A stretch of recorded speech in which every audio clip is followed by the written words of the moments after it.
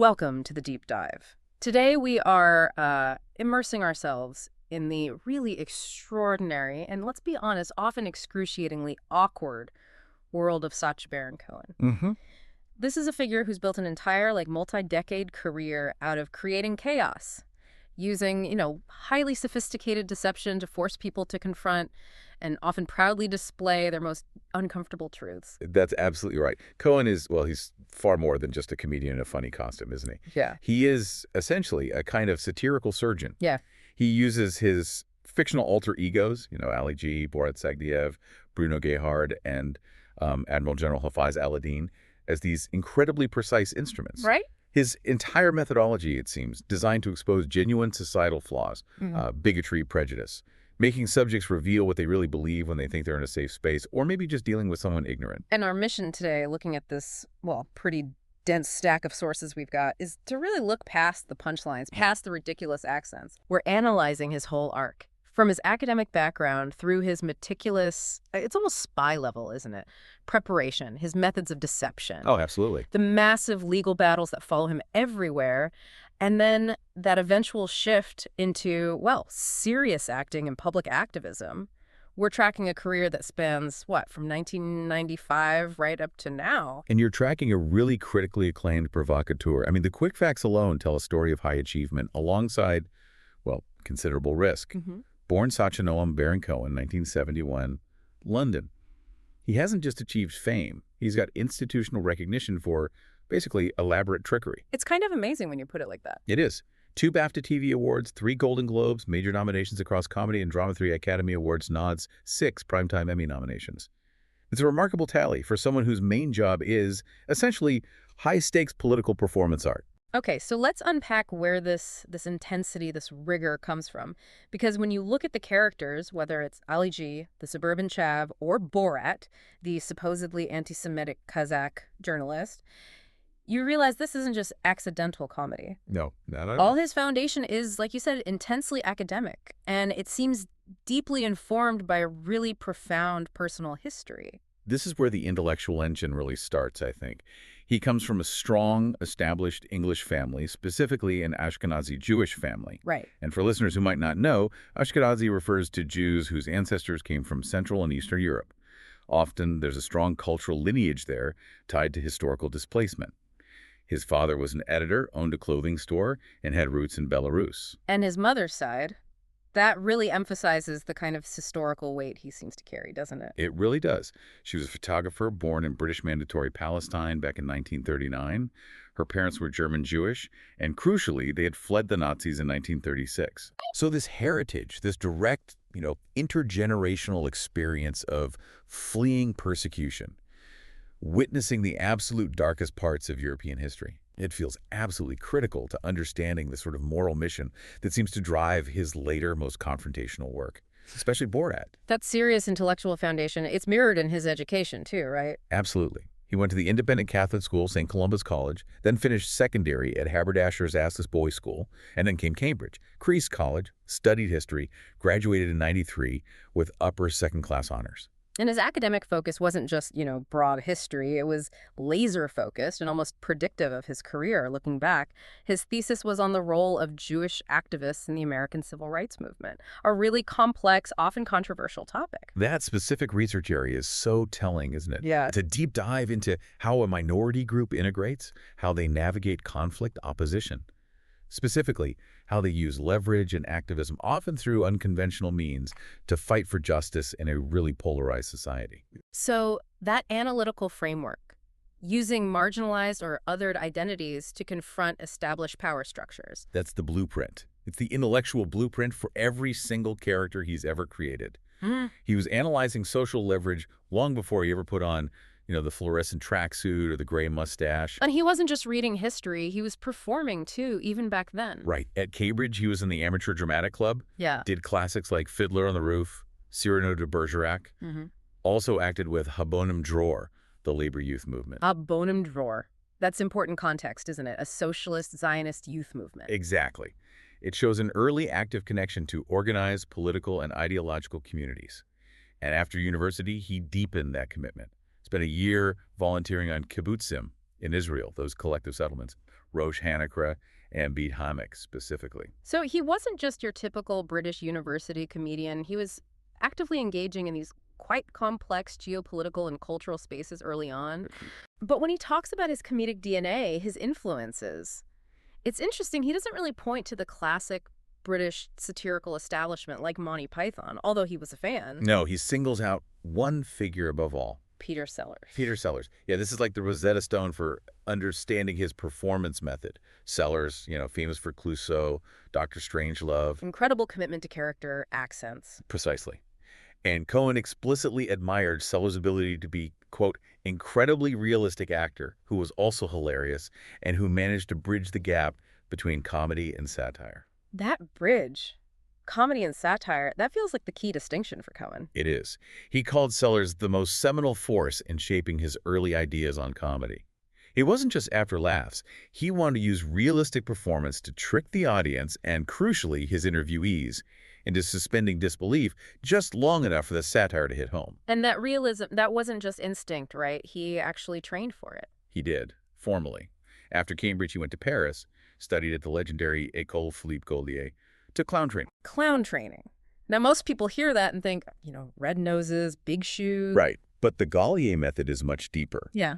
It's about theatrical presence, impulse, and, really importantly, mask work. Finding the truth within an absurd character. And Gaulier himself apparently thought he was pretty good. Yeah, described him as a good clown full of spirit. And Cohen credits that training completely. He said, without him, I really do doubt whether I would have had any success in my field. Wow, okay. So that foundation, formal performance, mask work, that explains why his characters aren't just impressions. They're fully constructed, psychologically consistent beings that effectively hide the man's actual intent. And that enables the deception that really defines his whole career. That rigorous commitment, rooted in history and clown training, that's what let him weaponize surprise so effectively. Let's start with the character that really launched him globally, Ali G. Right, Ali G, Alistair Graham. He was this embodiment of a cultural collision, wasn't he? A fictional stereotype, white British suburban guy, the chav, wholeheartedly mimicking urban black British hip-hop, Jamaican culture, speaking in that exaggerated rude boy style. And claiming to be from Staines, of all places. Staines, massive. Yeah. A deeply conservative suburban town. The character debuted in these little 2-minute sketches on the 11 o'clock show back in '98. And blew up fast. Instantly. Led to Die Ali G show in 2000, won a BAFTA, became a cultural icon. He was the limo driver in Madonna's music video that same year. The initial satire, especially in Britain, was really targeting cultural appropriation, right? And that hilarious disconnect between the suburban reality and the adopted street persona. Exactly. But the real insight for us, the thing that defines Cohen's whole modus operandi, is that methodology of deception. The incredibly elaborate ritual he and his team figured out to consistently fool respected, usually cautious people, senior politicians, business leaders, celebs, into doing these ridiculous, often reputation-destroying interviews. This is the really fascinating part, almost like spycraft. It is. It's forensic. Sources like Rolling Stone documented this multi-layered trick. It relied on misdirection, exploiting the subject's professional expectations. Sacha Baron Cohen, dressed as Ali G, would enter the interview space first. But he wouldn't act like the star. No, he'd act like an inconspicuous crew member, maybe carrying gear, fiddling with the camera, something like that. And the real deception was aimed at the subject's handlers, wasn't it? Absolutely.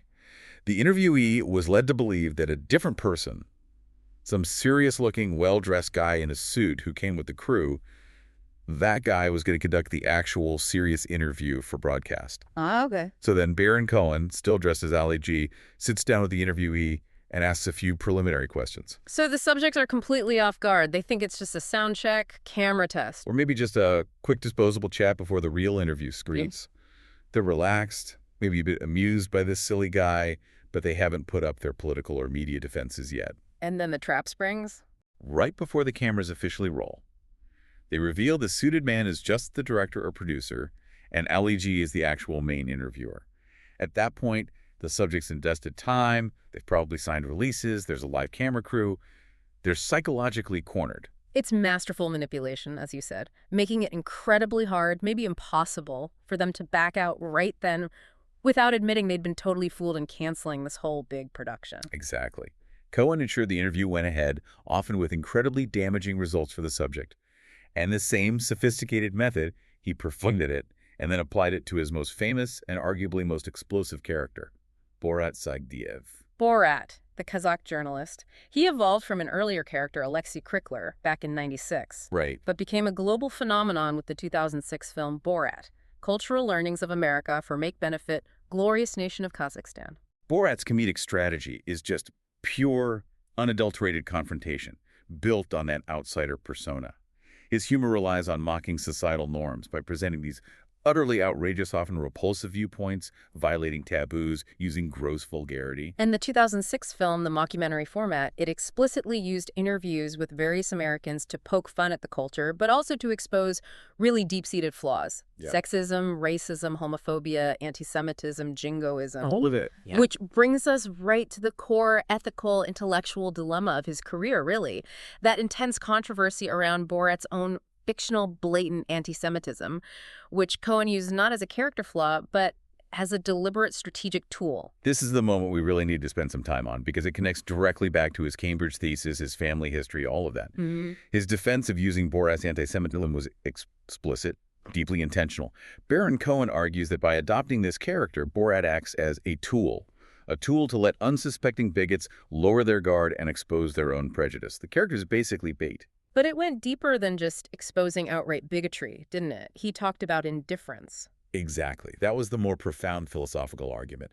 He directly connected his method to the historian Ian Kershaw, quoting his assessment that the path to Auschwitz was paved with indifference. Wow. And if you look at that performance, the infamous song, "In My Country There Is Problem" or "Throw the Jew Down the Well" in the 2006 film, this principle is just laid bare. Yeah, that scene is unforgettable.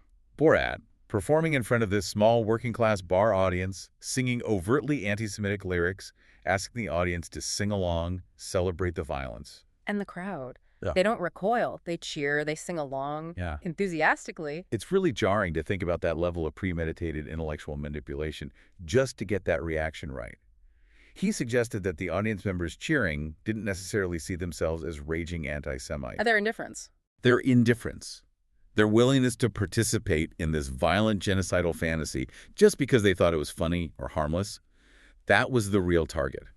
The character exposed indifference to prejudice just as much as, maybe even more than, actual bigotry. That's the high wire act of his satire, isn't it? It's like investigative theater with this explicit moral, historical core. Totally. But the character was so effective, so globally exposed, that the element of surprise started to vanish. He actually had to announce Borat's retirement in 2007. Said the public had become too familiar, making that necessary deception impossible. But retirement's never permanent in comedy, is it? Apparently not. He won the Golden Globe for Best Actor in 2007 for the first film, got an Oscar nomination for Best Adapted Screenplay. Huge recognition. And then he successfully resurrected Borat for the 2020 sequel, Borat Subsequent Movie Film, proving that even familiarity can be overcome, especially in our current age of, increased political polarization.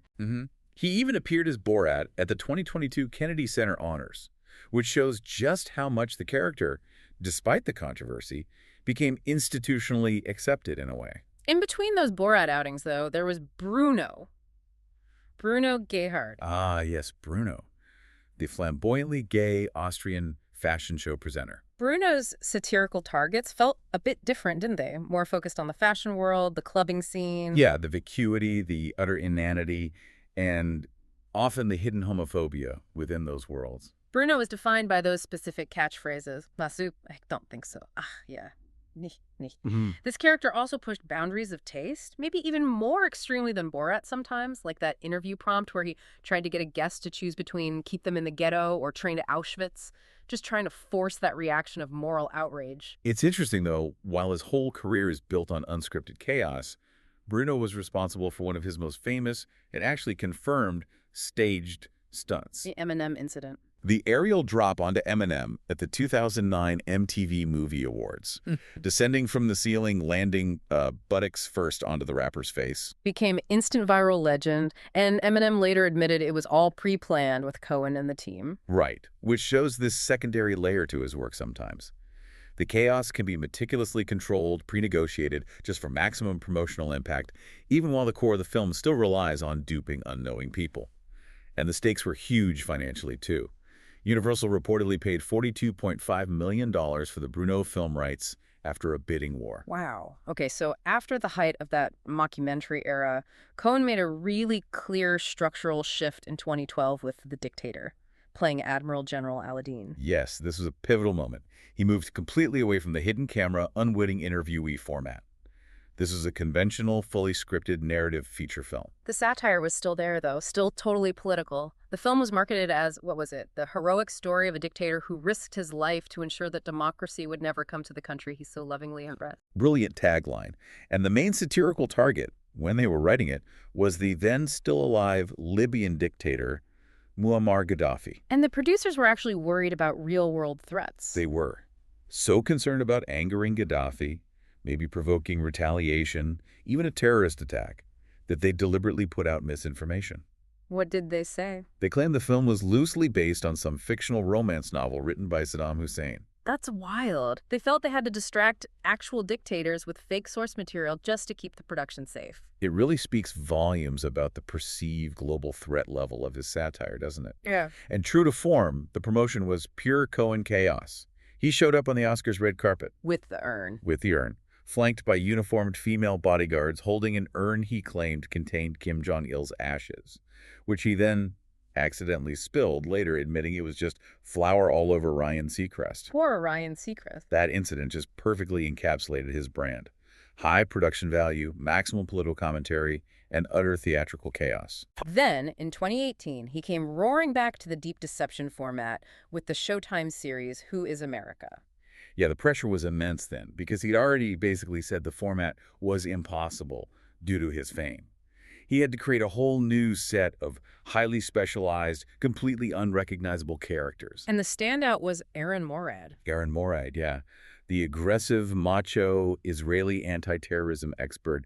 His identity kept shifting. Colonel, Captain, General, Major, and he always had that caveat, former agent, or specifically not in the Mossad. Right. This character was incredibly effective, generated conservative outrage before the show even aired, with public figures rushing out press releases saying they'd been tricked. The most famous segment, the most politically impactful, has to be Kinderguardians. Oh, absolutely. Morad successfully convinced senior conservative figures, including sitting members of Congress like Joe Wilson and Dana Rohrabacher, former Congressman Joe Walsh, to openly support this truly disturbing proposal. A fictional, totally absurd program to arm children, aged 3 to 16, with guns to protect themselves in schools. The absurdity was the key. Morad presented these politicians with literature, cartoon illustrations of toddlers holding assault rifles, completely straight-faced, arguing that toddlers have the same biological instincts to aim a gun as adults. And these politicians, thinking they were supporting some cutting-edge Israeli anti-terrorism tech. Went on camera. Read teleprompter statements endorsing the concept. Only Congressman Matt Gaetz apparently expressed immediate skepticism and refused to do the video part. But the segments were incredibly potent, especially the one that effectively ended the political career of Jason Spencer, a Republican state representative from Georgia. This is a perfect example of Cohen's work having immediate, real-world political consequences, way beyond just entertainment. Morad convinced Spencer he needed to practice these secret counterterrorism techniques to distract potential terrorists. Techniques that required Spencer to overcome his fear by going to ludicrous extremes. Ludicrous is putting it mildly. Spencer performed several racially charged and deeply humiliating acts on camera, taking pictures of a woman's burqa with a selfie stick, Oh my. walking backward, bearing his buttocks, yelling "America great" in a mock Asian accent, and shouting racial slurs, specifically the N-word, during a fake training drill to attract attention. The fallout was immediate, wasn't it? Totally. The episode aired July 29, 2018. Spencer initially refused to step down, claimed he'd been exploited. But the footage was just so politically devastating, so career-ending. He officially resigned July 31st, before his term was even up. That really proved that even years later, his hidden camera stuff, when it worked, could still wield devastating social and political power. Definitely. But just like with Borat, the success of Who is America proved to be its immediate undoing. It confirmed Cohen's earlier statement. He declared definitively that a second season was impossible. The intense publicity from season 1 just made it too difficult to dupe high-profile guests again. The sheer effectiveness of the method basically consumes its own ability to continue on that scale.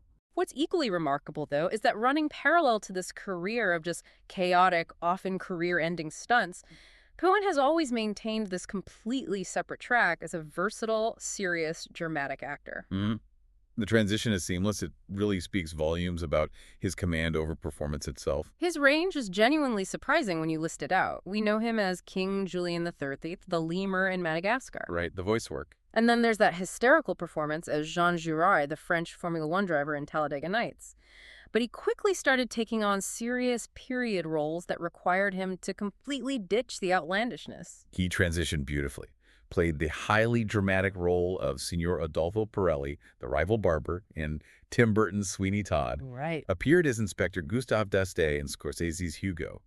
And maybe most memorably, played the despicable innkeeper Thénardier in the 2012 film of Les Miserables. And in all those roles, you just don't see Borat or Ali G.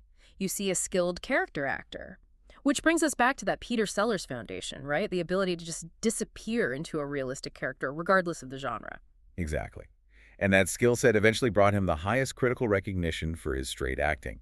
Nominations for playing significant dramatic historical figures. Specifically, Abby Hoffman. His portrayal of the political activist and anarchist in the trial of the Chicago 7 back in 2020. That performance earned him the Academy Award nomination for Best Supporting Actor, his first Oscar nod for acting, adding to the screenwriting nomination for Borat. And that dramatic focus seems to be continuing. He played the real-life Israeli spy Eli Cohen in the limited series The Spy in 2019, anchored a serious, tense drama. Recently played Robert Ravenscroft in the Apple TV Plus miniseries Disclaimer in 2024.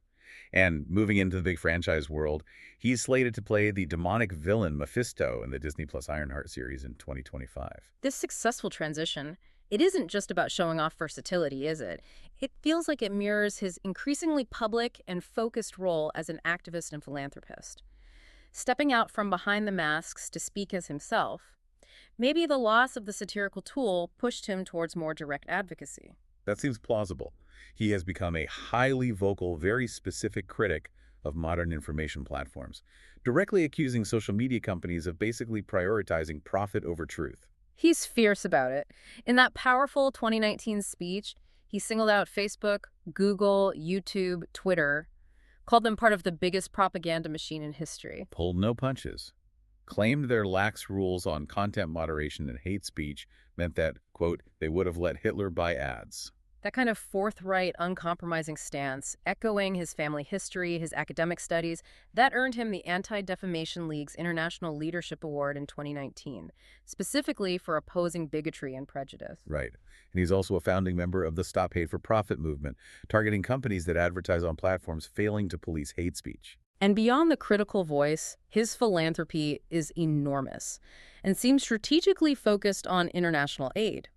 Our sources highlight that big donation in 2015. He and his then-wife, Isla Fisher, gave £335,000, $500,000 to save the children. Yeah, for measles vaccinations for kids in northern Syria. And they matched it, giving another $500,000 to the International Rescue Committee for Syrian refugees.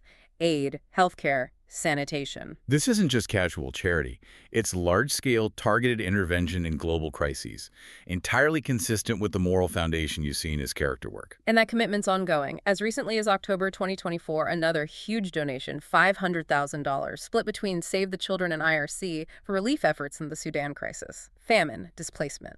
And his political advocacy remains clear, current. 2023, he signed that open letter to President Biden calling for the release of hostages taken by Hamas. Later that year, challenged TikTok executives over content moderation, safety for Jewish users amidst the Gaza war. So he uses his unmasked identity and influence to advocate for the exact kinds of victims and marginalized groups his satirical characters were often designed to protect or expose prejudice towards. It's a clear through line. Okay, so given that his entire comedy technique relies on, well, fraud and deliberate misrepresentation to get information, it's no surprise that the constant theme throughout his career is litigation, high-stakes lawsuits. How did his team keep him from getting bankrupted or just shut down? Yeah, the price of satire is definitely high. But his legal defense seems built on two key pillars. First, he generally wins because subjects routinely sign these ironclad consent agreements and release forms beforehand. The paperwork. The paperwork. His legal team leverages those heavily, arguing the subject knowingly participated in a satirical context. Second, they frequently rely on anti-SLAPP statutes. Okay, let's pause there. What exactly is anti-SLAPP for listeners who might not know? Right. SLAPP stands for Strategic Lawsuits Against Public Participation.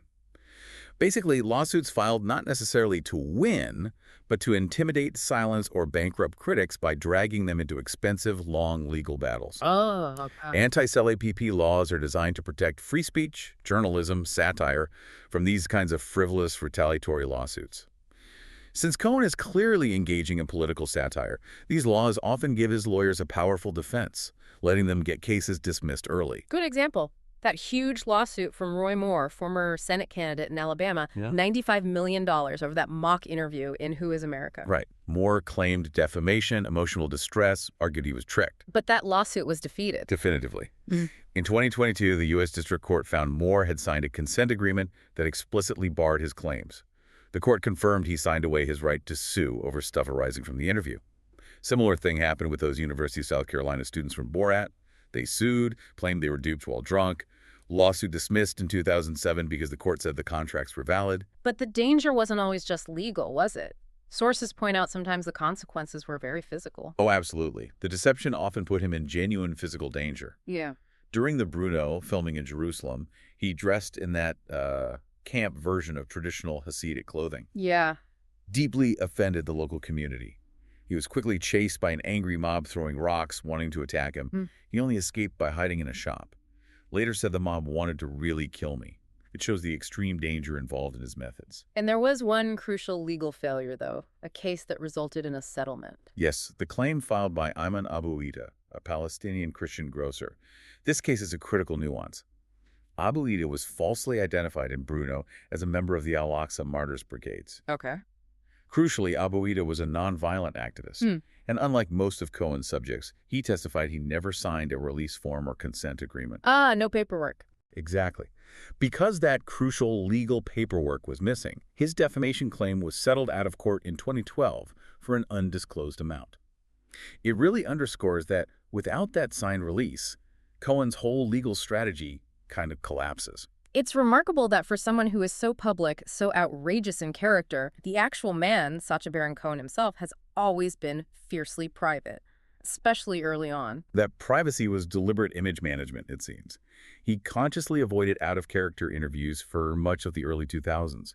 Director Larry Charles, who worked with him a lot, said it was to protect his weakness, maintain the integrity of the deception. The public needed to focus only on the character, never the man pulling the strings. Rolling Stone even called a 2006 piece, maybe hyperbolically, his only interview as himself. Right. Despite that privacy, though, he's been clear about his personal life and his deep beliefs, confirmed he's immensely proud of his Jewish identity, stated he tries to keep kosher, attends synagogue maybe twice a year, fluent in Hebrew, again, showing how deep that intellectual, spiritual, cultural foundation runs through everything. And his personal life. He met Australian actress Isla Fisher in Sydney back in 2001. Long relationship. She converted to Judaism. They married in a Jewish ceremony in 2010. They have 3 children, 2 daughters, 1 son. They'd split time between London and LA before settling in Sydney for a while. And they jointly announced filing for divorce late 2023, finalized June 2025. But they emphasized publicly they remain committed to co-parenting, remain friends despite the separation. So, yeah, we circle back to that dual legacy we started with, really. Sacha Baron Cohen, this highly educated actor, screenwriter, major philanthropist, who successfully leveraged these controversial, high-risk comedic characters as a unique, powerful form of critical, confrontational social observation, all backed by this deep, serious moral intent. His legacy isn't just the huge financial success or the critical acclaim, is it? It's the moral and political impact he managed to wield through deception. He forced people, powerful people, regular citizens to reveal their true selves, functioning like a highly accurate, very public human litmus test for bigotry, ignorance, prejudice. He's a master of creating situations where apathy just isn't an option. He generated these uncomfortable truths, undeniable video evidence, stuff that sticks with you long after the initial shock or laugh fades away. But here's the final compelling question we're left with, isn't it? Given that his methods are now compromised, he's said it himself, the hidden camera high deception format is basically impossible now because the public media figures, they're just too familiar with his face, his methods. Right, which leaves him focusing almost entirely on conventional dramatic roles he's highly celebrated for, and direct, non-character-based public advocacy. So what does the effective end of his unique, unpredictable, hidden camera satire actually mean for political and social comedy? Are we losing a crucial, really uncomfortable mirror that forced society to see and confront its own prejudices, simply because the targets learn how to recognize the man behind the mustache and, maybe crucially, learned how to look away?